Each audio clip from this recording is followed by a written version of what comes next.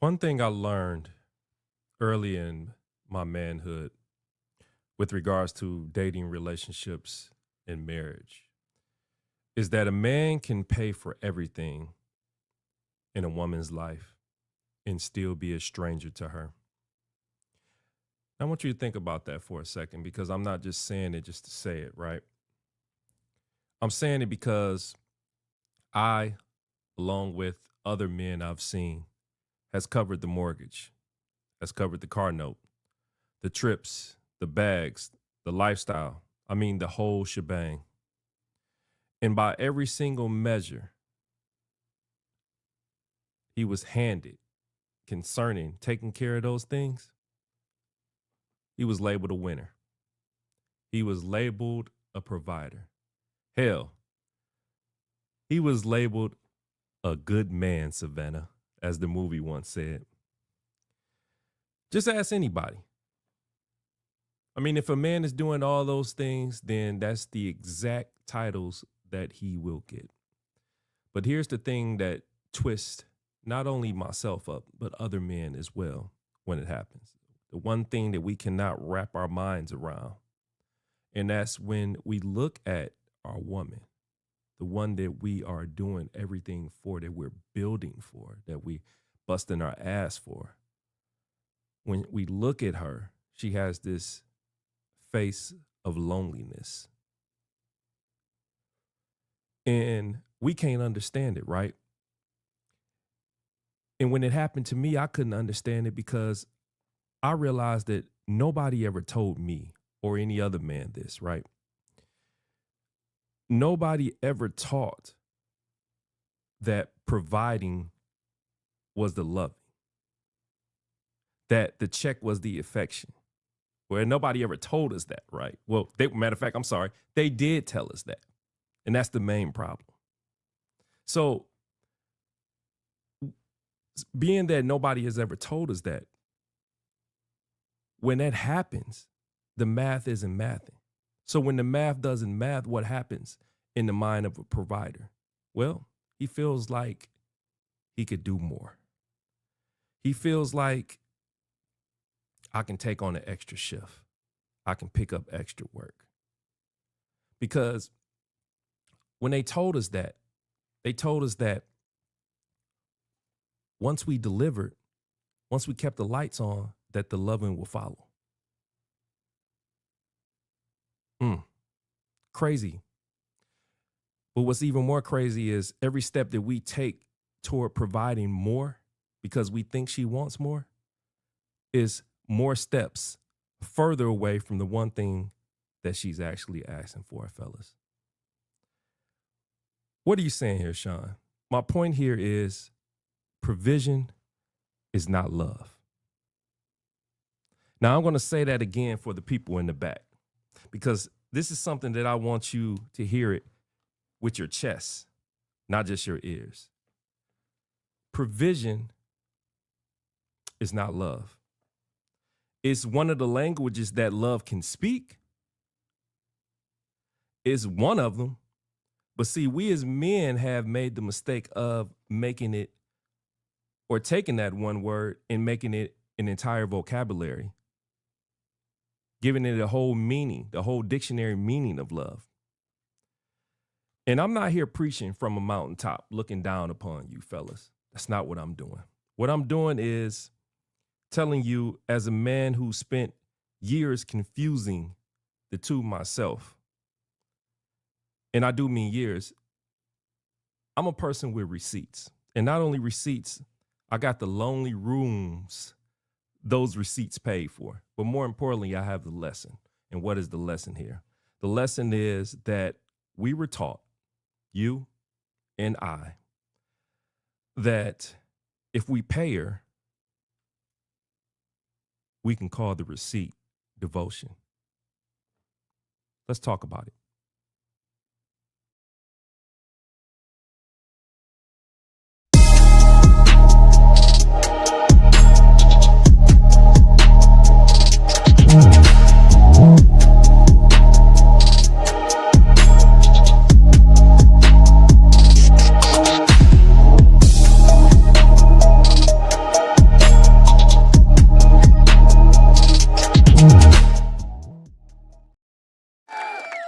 What's up? What's going on, people? My people, welcome to another episode of This Could Get Ugly. Of course, I am your host, Mr. Shaun D. Upshaw, and as always, I am very appreciative of you taking your time out on tonight to join me for yet another episode. Man, listen, it's always wonderful when I can sit down and chop it up with you guys, right?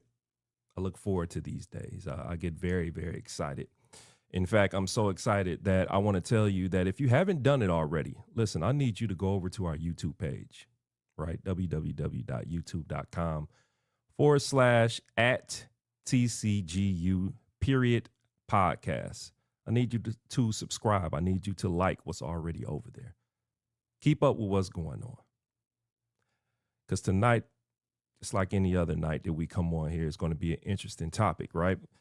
As you know, last episode, I discussed that we started a new arc. Well, this is the second episode of that arc where we tear down everything that the internet has sold us about being men, right? And what we try to do is replace it with something real, something genuine, something authentic, something true. Tonight will be no different, as last week we tackled one of the biggest things I believe that the internet has lied to us about as men, which is the alpha thing, right? We talked about this, the whole alpha male. Well, tonight, this particular subject, it hides behind a suit and a hard day's work. That's right, ladies and gentlemen. I'm going to give you the most respectable lie a man can believe, which is provision is love. How about we get into it? As I said, this is one of the most respectable lies out there. Why do I call it that? Well, here's why. This lie, is hard to see. And let me back up. Usually I do my shows where I give a perspective from both sides of the fence. Now, I explained last week that this particular arc 3, I have to get on our fellas, right? I have to get on our fellas because it's very, very important, because you know my stance. We're at the head. We're at the head. We have to get it right before anything else can fall into place. So that's why we're talking about men. Now, women can gather around the table and listen to exactly everything that I'm discussing with you, my views, my opinions, and hopefully it drives the conversation, because that's exactly what I wanted to do. But I really, really wanted to do sink into your mindset, because we need to change. Our relationships are failing. Our marriages are failing. I won't give us a bulk of the blame. I won't give us all the blame, rather, but I will give us a bulk of the blame, because it starts with mentality. And I think it starts with the mentality of us. Now, I'm not going to argue with anybody about that, but that's just my personal opinion. Now, let me stuff my soapbox back under the bed, right? So, like I said, this is the most respectable lie, that provision is love. So, as I said, here's why this lie is so hard to see, even harder than the alpha stuff that we were talking about on the last episode. It's hard because this one is built on real virtue. What are you saying here, Shaun? What I'm saying is working hard for people you love. That's a good thing. That's honorable. Providing for your family, making sure they are safe, that they have what they need. That's one of the most genuinely admirable things a man can do in his lifetime. I will say that. I will scream that. I will do whatever I have to do in order for you to believe that I stand on that, right? Sacrifice is a form of love. I told you that before. I'm not going to stand here and tell you that it isn't, because like I said, it is. And I told you that before. So in my opinion, when a man builds his whole identity on provision, nobody's going to stop him. Nobody pulls him aside, because from the outside looking in, that man, or we as men, look like everything a good man is supposed to be. We praise, in fact, we get praised for it, right? We hold that man in high regard. We call him responsible. We call him a real one. And matter of fact, women call him the standard. Yes, He's the standard. He's the gold standard. And that right there, in my opinion, that right there is what makes it the most respectable lie a man can fall for. Mm. Because here's the thing, nobody questions the man who works too much. As I said, we give him awards for it. We bury him in approval for the exact behavior that's quietly hollowing out his marriage. You heard exactly what I said. But here's the slip. Watch it. Watch how it happens, because it's so quiet, you will miss it if you're not looking. I want you to understand that provision starts out as one way to show love. I'm going to repeat that. Provision starts out as one way to show love. Then slowly, and I do mean slowly, it becomes the main way. Then shortly after that, it becomes the only way. And then this is the part that gets you. It flips completely, fellas. This is how we fall into the most respectable lie. Provision stops being the way you show love and becomes the way you actually avoid it.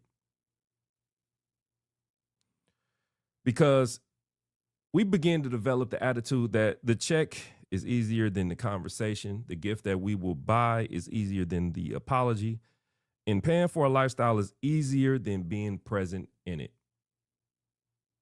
Again, my opinions, my observations. But if you're real with yourself, you know exactly which road I'm going down with this. And since providing is visible and the providing gets praise, you never once noticed that you've been using it to dodge everything that actually costs you something on the inside. As I said, ladies and gentlemen, when I started this, a fact that looks like a virtue is the hardest lie to question. But that's why I'm going to question it. And that's why this is going to get ugly tonight. And it's only going to get ugly if you don't see my truth, right? Because there's some truth in this. You just have to see it. So, as I tell you all the time, we didn't invent none of this stuff. And I need you to hear that. You didn't wake up one day, fellas, and decide to confuse your wallet with your heart. You didn't do it. I didn't do it. This was installed in us. And if you roll with me through the entirety of when I started this entire podcast, then you would know that in Arc 2, we talked about family roots. And due to the fact that we talked about family roots, then you already got the tool to see exactly how we got into this predicament to begin with. For a whole lot of men, this traces back to the father. I will always say that. This traces back to the father. And that's whether he was present or absent. Don't even matter. The lie installs either way. It just goes through different doors. Let me provide you some examples, right? If you were lucky enough to have a father, an active father, and an active father that actually stayed in the house, if he was there, if you had a dad that stayed in the house, like I said, chances are you watched a man whose entire fatherhood got expressed through provision. He worked, he paid, he kept the lights on and the refrigerator full, and that was his love language, whether anybody named it or not. It was a rarity. Well, it was rarely spoken out loud, rarely a hand on your shoulder, rarely him being all the way present for you because of it. But one thing you can say, even if he wasn't present, is the bills got paid every month like clockwork. And I'm going to be real with you. A boy watching that learns deep down inside that what a man's love is supposed to look like. And that it looks like it's quiet and it looks like it's financial. But more importantly, it looks like it is at a distance, which is the mistake. But we'll jump into that a little later. Now, on the flip side of the coin, if you had a father that was absent, man, I'm going to be real with you because I had a father that was absent. I believe this installs even harder. Let me explain. Because what's the number one thing us, fellas, if you didn't have a father in your life that we get condemned for? or he did, or the father get condemned for. He didn't take care of his kids. He didn't provide. So I swear to God on everything I love, this is what happens. You grow up. You grow up, I grew up. This is what happens. You grow up believing and swearing that on everything you will never, ever in your life be like that. And you define the whole failure in financial terms. You vow to provide because not providing was the original sin you watched your father commit. And nobody ever tells you, that that's the trap. That's the trap in itself, right? Nobody tells you that you grow up and pay every single bill your father ever skipped and still repeat his deepest failure, which is being unreachable, right? Being a stranger in your own house. And although you fix the money problem, you inherited the distance. Again, my personal opinion. But more importantly, what happens based on those two things I just gave you, an entire culture pours on that from either side. Pours concrete on top of it, as a matter of fact. And every message a boy soaks up about being a man ties his worth to his input or his output. I mean, your job becomes your identity. So what do? That's the first question a man asks or is asked for his entire life. Not who you are, what do you do? What do you do? What that symbolizes is a man is only tied to what he produces, what he provides, how he performs. And if you can't do either three of those, you're not a real man. That's how they throw it out there to you. That's how the culture pours that concrete onto you. So by the time you walk into a grown up relationship with this mentality, right? The wiring is already fused. I mean, two lies, in my opinion, welded into one circuit. My worth is what I produce, and my love is what I provide. And you don't even feel them as two separate things anymore. They're just how you run. Now, I hope you understand everything that I'm trying to explain here as far as this goes. And I'm hoping that you're keeping up, because this is how it rolls out. This is how it rolls out when you allow provision to take hold, or to singularly take hold of you, and you think about nothing else. Because when you do that, you get the receipt trap, right? And what's the receipt trap? Now, let's get specific. Let's talk about how this actually shows up in your relationship. The real behaviors in the real relationship. And I want you to be honest with yourself as I go through these, right? Don't look over them. Don't glaze over them. Be real. Is this you? Do you do this? Have you done this? But number one, we as men, I believe, we keep score in dollars. What do you mean by that, Shaun? What I mean is conflict. Whenever conflict comes up, whenever our lady gets upset, our lady, our wife, whatever title you want to give her, whenever she gets upset about something or emotional, where do we go as men? Well, I'll tell you where we go. We reach for the ledger. We look at everything we provide. We look at the life we gave her. We look at what she has because of us. And to be honest with you, when you do that, you answer an emotional complaint with the financial defense. Because here's the thing, money is the one language you're fluent in, because that's what you were taught. So you keep trying to have a whole argument around it when money don't have anything to do with this specific topic. So while she's standing there speaking, you're doing something else in its entirety.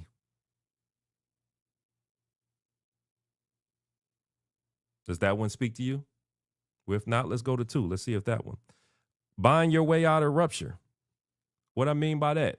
Well, If you hurt her feelings, if you mess up, instead of repair and action, instead of an actual, apology, the change behavior that actually comes with the apology, the sitting in this discomfort of being wrong, you decide you want to upgrade something.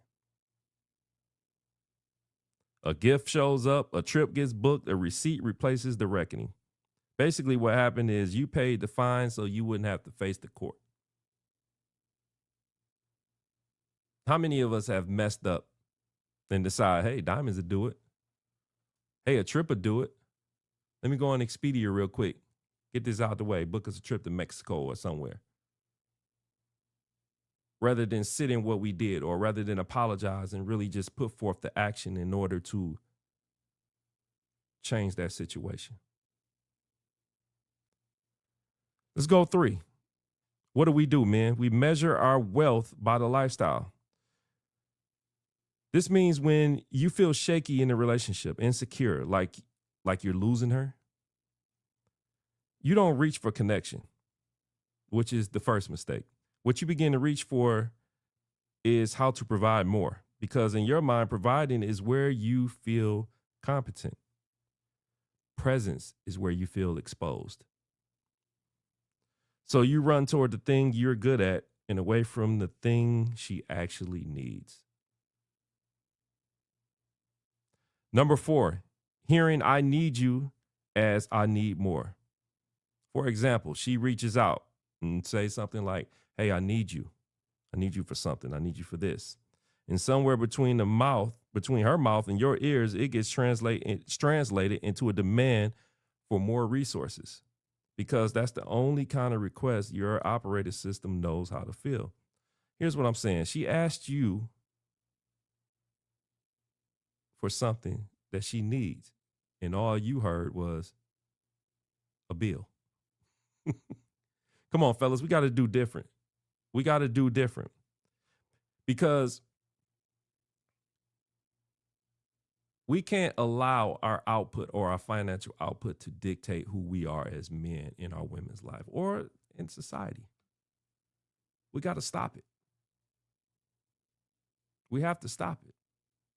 Now, what I want you to do is, and I'm going to always talk about this, I want you to run this up the ladder, like I said last week, of what I teach. The 3 I's. For those, this is their first episode. Let me explain to you what the 3 I's is. Information, interaction, intimacy. You see, I'm of the belief that you trade information, it grows into real interaction over time. And when it grows into real interaction over time, then and only then does it earn intimacy. Now, here's the mistake that happens when a provider trapped man is not going that way. What happens is that man is trying to skip the whole ladder with money. He thinks provision is a shortcut, and he thinks it's a shortcut straight to security. Straight up to her, to her staying, straight up to her feeling safe. But one thing you do not understand, fellas, that just solely focus on providing is you cannot buy your way up those rungs, that ladder of intimacy, without doing it in the way that I told you to do it with the 3 I's. Money is not going to get you there, because it's not for sale. Now, I will tell you this: provision can fund the conditions for connection. It can pay for the house that intimacy happens in, but it will never be intimacy, like real, true intimacy.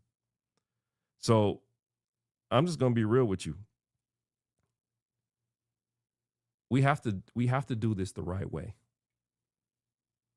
We have to focus it on something that's going to get us true intimacy versus something that's going to so-called provide intimacy. That's what I believe. Having money is a great thing. This whole conversation is never about not having money or not handling your business as a man. This conversation is about us as men needing to do more. That's basically what this conversation is about. And I want to be clear. I want to be clear about something, and especially to the ladies, right? Because hearing this and hearing me get on the men in the way that I'm getting on them, it can be easily taken or put in a box as, men are just emotionally stunted. So they'll never get it, Shaun. Or men are cold, or men just don't get it. And as I said last week, when I tried to put that, information out, and some of you might have thought that, that's just a lazy way of looking at things. And it's wrong. It's a lazy way and it's wrong. Because here's what I know about a man who overprovides. He's not a cold man. In fact, most of the time, he is a man who loves desperately. A man who was handed exactly one tool to express the biggest feeling he got, he's not failing to love her, ladies and gentlemen. What happens is he's loving her in the only language anybody has ever taught him, swinging the one tool he was ever given. That's all it is. Problem is he's standing there swinging it and it's not landing, and he's not understanding why. That's not a defect, fellas. I want you to know that. What that is us as men doing our absolute best with what I said earlier. Taking the one word, provision, that was given to us and turning it into the whole vocabulary of what love is supposed to mean. So I know some of you probably are, especially my guys. I know you're probably thinking like, well, Shaun, like I don't get it. I don't get it. If it's not provision that she's looking for, what is she actually looking for? Now that I can give you. I can give you that because I failed a few times at trying to figure this out. So I can tell you what she's looking for. Provision is one of them, but it's not the main thing, right? So I want you to understand that, like I said, it's not the main thing. It's never really about provision. But I feel like I have to make this thing concrete, right? Because if I just say she wants your presence, then as men, we're going to say or believe that it's too vague. And vague is exactly where I believe we check out. So let me make this real for you. What I believe is needed, or what I believe she's asking for, is she's asking, to be chosen in the small moments, not just provided for in the big ones.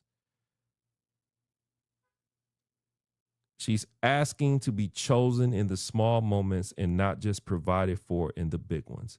And here's the difference in what I'm trying to tell you between those two, line by line. Let me give you some examples. Provision says, I paid for a vacation, babe. Present says, I was actually there on it. Phone down, mine in the room with you, not just near you. Provision says, I gave you a good life, didn't I, babe? Present says, I asked you how your day was, and then I stayed for the real answer, not the polite one.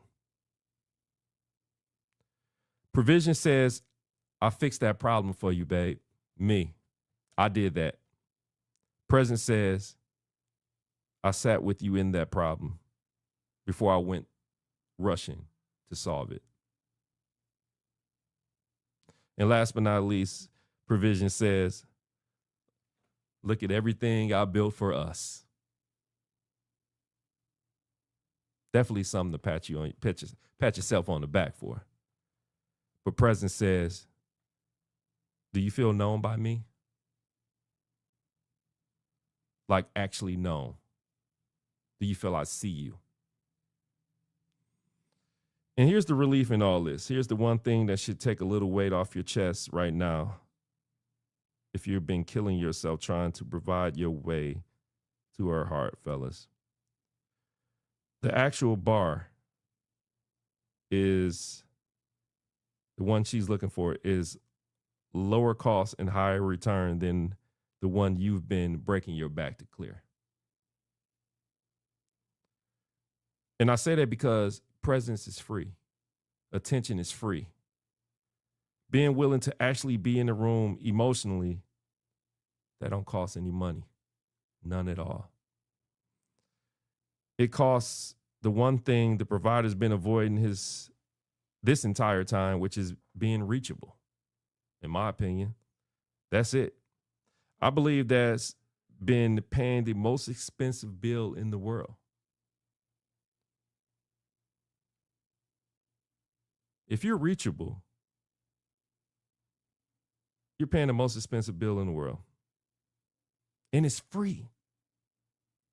I need you to understand it. It's free. It's something that all you have to do is work at a little bit and you can get good at. It's free. Not pulling your leg here. This is not one of those things of switching bait where I tell you something free, I get you in here, and then it's something else you have to sign up for. No. Being reachable for you in your relationship, your marriage, is being reachable is the one thing that you can do in order, to give her what she actually needs.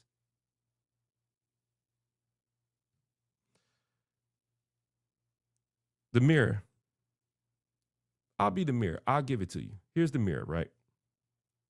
Now, it's real tempting to listen to all this and go, well, that's not me. I'm not the materialistic dude that Shaun is trying to describe in this entire thing. I don't buy her off. Pump your brakes there, buddy. Because this is the trap. It's not about how much money you have. It's not what I'm trying to tell you. Because I believe a broke man can be just as caught off guard as a rich one in this type of situation. And here's what I'm trying to explain with that theory. You see, a rich man, he can pour every dollar that he has into her to, prove his worth. On the downside, a poor man that can't provide, he's going to feel a certain way that he can't provide. He's going to feel unlovable. Like he can't meet the criteria. Both guys are both dealing with something. But I'm trying to get you to understand that just because the rich guy has the money, the poor guy doesn't have the money, that there isn't something universal that you can provide to your relationship for it to sustain. That's what I'm trying to get you to understand. Because I want you to understand that the lie was never about wealth. The lie is about tying, your worthiness of love to your output. That's the lie. The lie is about tying your worthiness of love to your output. And I'm going to be real with you. Damn near every man does some version of this.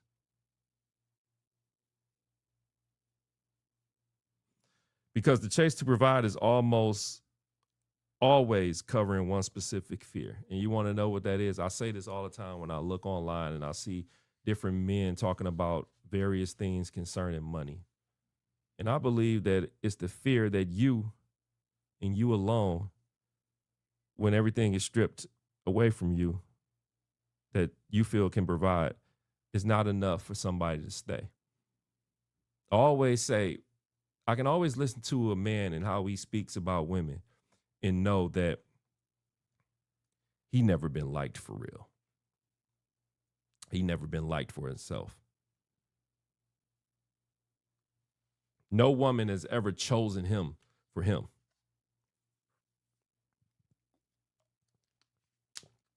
I can always tell that. So if you have that fear, what happens is you just keep providing.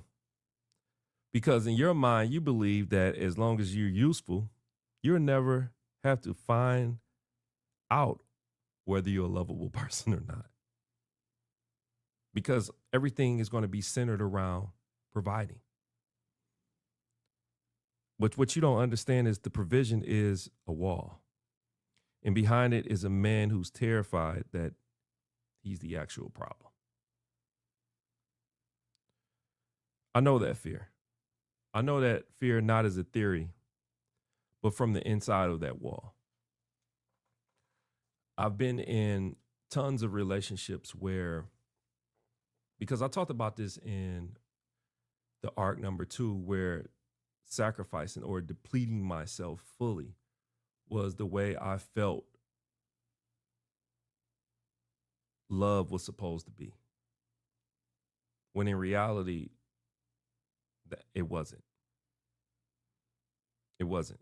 I tried to break my back providing for some of the relationships I've been in, and it absolutely left me, obviously not with them people anymore because I'm not with them, but it left me just with a lot of questions and a lot of answers, which I'm trying to provide for you on today, because I believe a lot of relationships are suffering due to the fact that a lot of our men have this specific attitude concerning providing, concerning, putting more, giving more outputs. Like, I believe this is the issue. When in reality, it's more than that, fellas. Well, let me rephrase that. If you have a real one, if you have a real woman who's really, really into you, it goes far beyond provision. Provision is just a small cog in the wheel, but it's other things that's going to carry that relationship. And those are the things that we as men need to get a hold of, that we need to address on shows like this and on other shows to find out what it is. Because we can't just tie our identity down to just money and leave it at that. We can't do that. So let me give you some work, right? Because what I don't do on these episodes is I just don't diagnose you and leave you sitting there feeling away, because I believe that I need to actually put something in your hands, and you need to, with all your might, do your best to complete the task in order to understand what I'm trying to show you. So it always starts with self-examination with me. You know this. If you don't, then let this be the first sign that I'm giving you that it's always about self-evaluation for me. And I want you to give yourself a test. And that test is, the next time you feel the urge to rise up, to provide, to fix it, to buy it, to work more, to solve, before you make one move, fellas, I want you to ask yourself one question. Is she asking me to solve this or to be with her in it? A lot of us don't ask that question. Start asking that question. That's it. And I'll tell you right now, most of the time, I guarantee she's asking for the second one.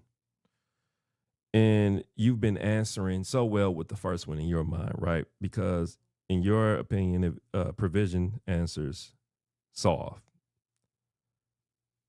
Presence answers be with. Now, here's the thing. You don't have to quit providing. I'm not telling you that, fellas. I don't want you to get off this live or this show and say, well, Shaun D. Upshaw told me I don't have to provide no more. No, I don't want you to get in trouble, and I don't want her to look at you like you're stupid, because that's not what I'm telling you. I'm just saying you just have to stop using it to run from the harder things and start noticing which one your lady is actually searching for. Now, here's the practice this week. It's 4 things. 1, once a day, I want you to give your lady something that costs $0. And that is your full attention. Ask her questions. I mean, real questions. Phone down, phone even in another room, if you can do it. And then just sit there and wait for the actual answer.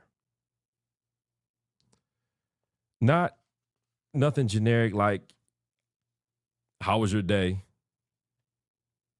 On your way past her to go in the living room and watch a game or a show or whatever the case may be. I'm talking about the real version of a question the one where you stay and wait for the response and actually provide feedback to what that woman is saying. And hell, you can provide feedback to what you've been wanting to say.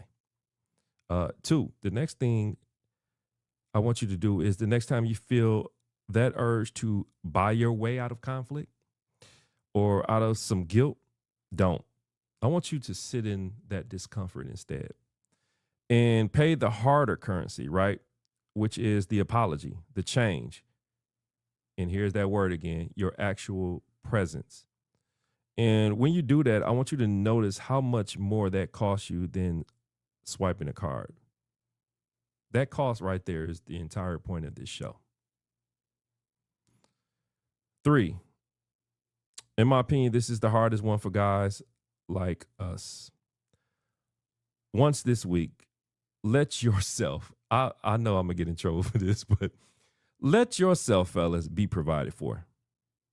Hell, let her do something for you. Let her do something for you and just receive it. A lot of us men, a lot of us are just terrible receivers. Why?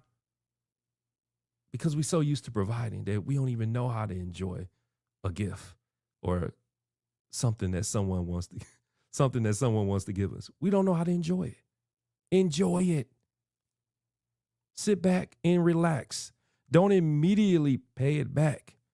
Don't one-up it. I want you to understand, for the provider trap man, receiving something without running to balance the ledger is terrifying.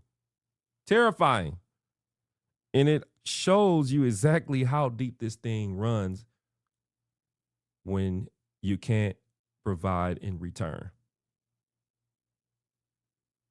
I'm going to stand on 3. Listen, fellas, try this week. If your woman is a person that takes care of you and want to give you something, you better take it. You better take it. Let her provide for you and enjoy it for a change. The 4th and last one, at the end of the week, ask yourself one question. Where did my woman actually light up in all of this? Where was she actually smiling?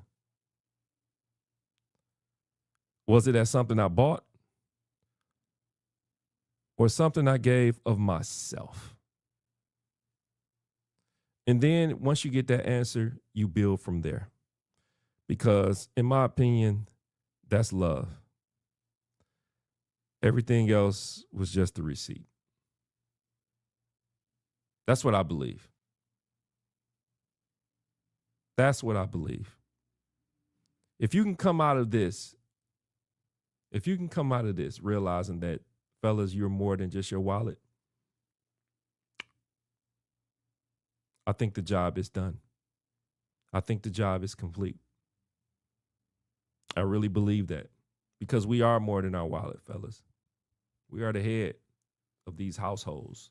We are the head of these relationships. We are the head of these marriages. And we need to get this right in order to unlock this heart, in order to give what needs to be given outside of provision. Because I'm going to be real with you. I have a lot of female friends that I talk to concerning their relationships. And the one question I always have when they tell me some of the stuff that they tell me is, why you can't tell your husband this?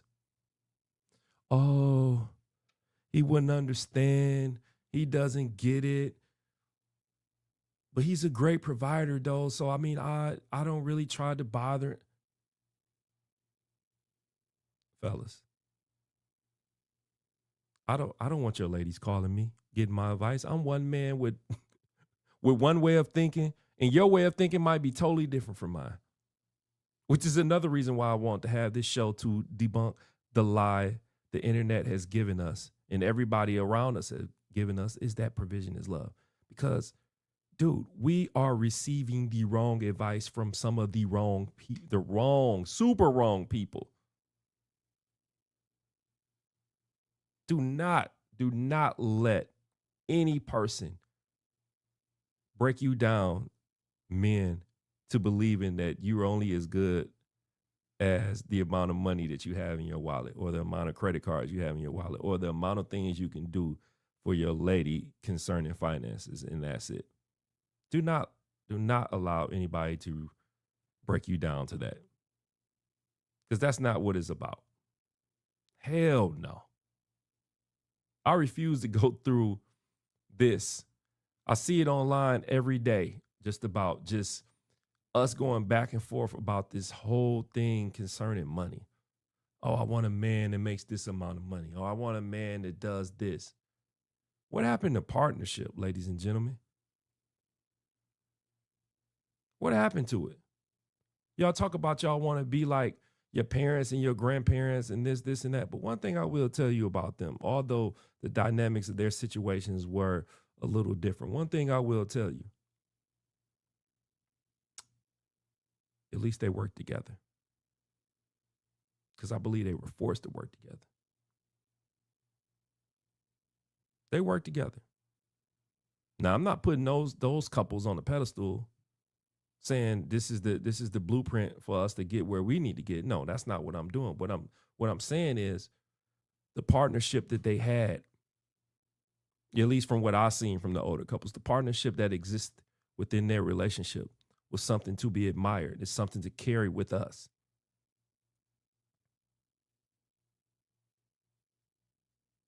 Because I'm tired of being broken down where it's men for money, women for a vagina. Come on, man. We're human. Our lives are way bigger than just being our humanness being resulted down to a dollar bill in a vagina. Women hold the vagina, men hold the money. Come on, man. Let's do better. I'm going to continue to have these type of episodes throughout this arc, because I want you to know that the internet has lied to us, and enough people have believed this bullshit and in really trying to push the agenda. I don't want to do that, because right now this agenda is ruining the very thing that I believe is a God-given thing, which is relationships. I really believe that. The mentality is killing us. So let me bring this all home. Like I said, let me put the soapbox back under the bed. Let me bring this home. I want you to understand that provision here in this entire conversation was never the enemy. I need you to walk away clear on that. Providing for the people you love, as I said, is one of the most honorable things a man will ever do. And I'm not here to take that away from you. The lie was never provision is bad. The lie was provision is enough. That if you just provide hard enough, long enough, big enough, you will never have to do the harder thing. Be reachable. Be present. Be known. Be a man she actually can find when she reaches out in the dark.